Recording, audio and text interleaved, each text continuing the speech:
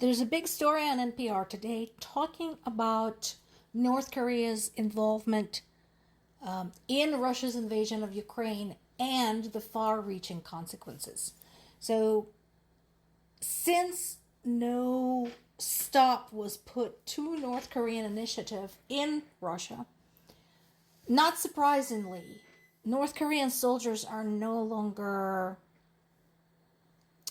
the same inexperienced bunch as they were almost a year ago. Well, more like 9 months ago. They were basically dropped into the deep end of the pool and told to swim. And not surprisingly, they've learned a few things. That was going to happen.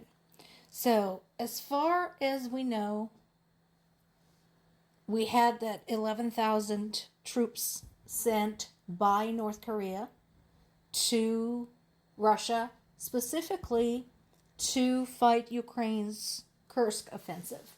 That was last August incursion of Ukrainian troops into the Russian territory. Not surprisingly, initially they took a significant beating. That was going to happen. So since then, these soldiers, those who survived, learned modern warfare. They learned the drone work, and we talked about the importance of drones in this war. This has been a complete transformation when it comes to modern warfare. And according to Ukraine's defense intelligence, North Korea has a lot of troops to send, up to 150,000. That is a lot. But in addition to being a concern to Ukraine, North Korea's newfound military skills are also concerning to their neighbors. And again, let's not forget that North Korea's enemies are supposed to be the allies of the US. South Korea specifically, they are not at all feeling warm and cuddly about North Korea's expanding military knowledge. And there is another neighbor. Again, look at the map. Look what's there. Japan. Japan and North Korea do not have a good relationship because of North Korea's covert activities such as abductions, drug smuggling, marine poaching, and spying. In addition, Korea has been conducting missile tests, which frequently travel through Japanese airspace and Japanese territory.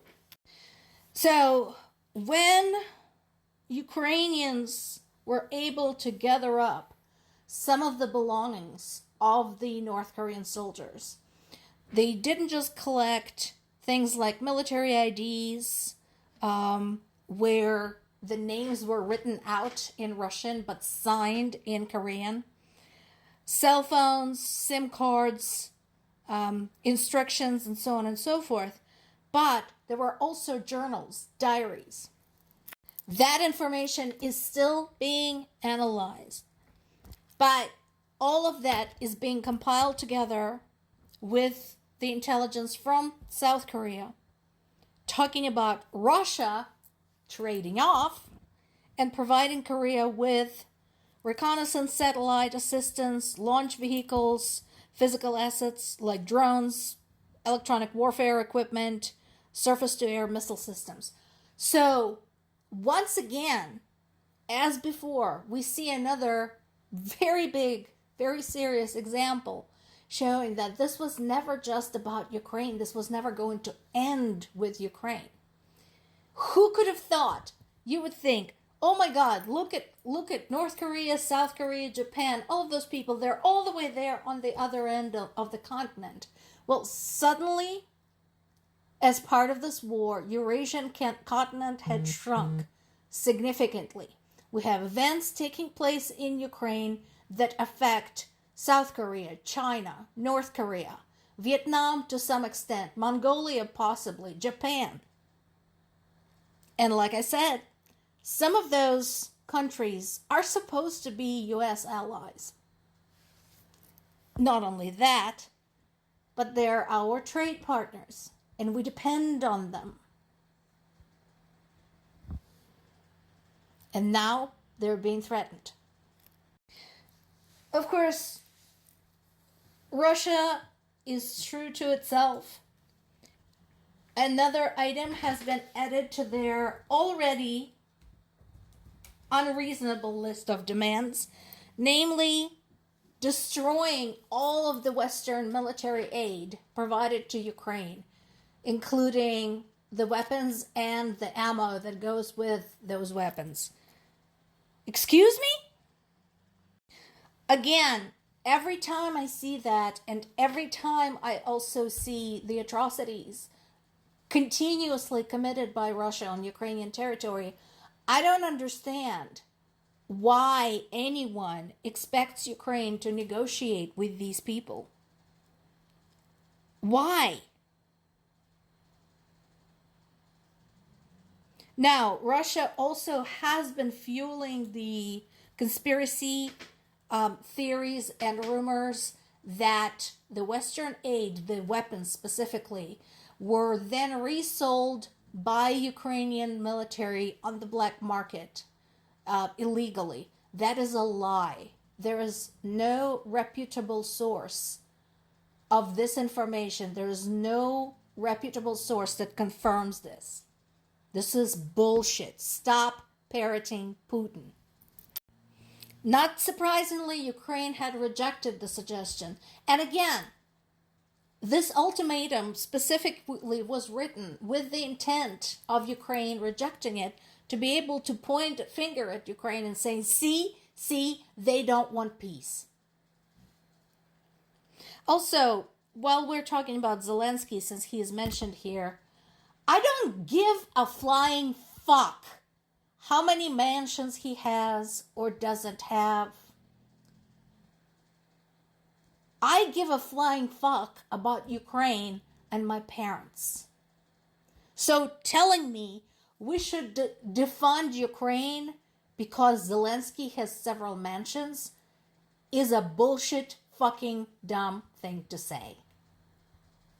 Moving right along, Ukraine's proposal is as opposite to Moscow's as one can imagine.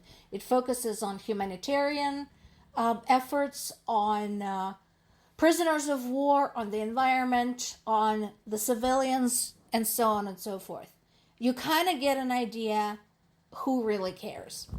So far, this isn't just one source, so I'm waiting to confirm this, but apparently there was a conference recently, and Ukrainian delegation walked out in anger because Navalny's daughter was one of the keynote speakers. So some people might ask, so what's the big deal? Well, first of all, again, for those who tend to deify Navalny, he was actually a piece of shit. Just because he was an opponent of Putin doesn't mean he was a good man.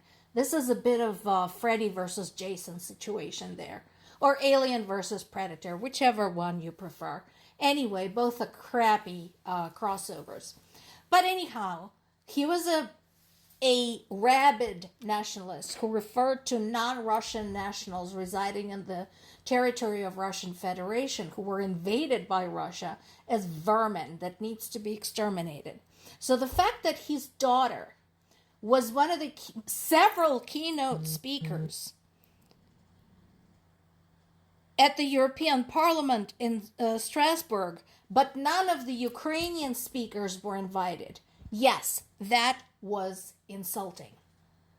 Some good news at least, Ukrainians managed to hit another critical military target, a drone factory that was 1,000 kilometers away in Tatarstan.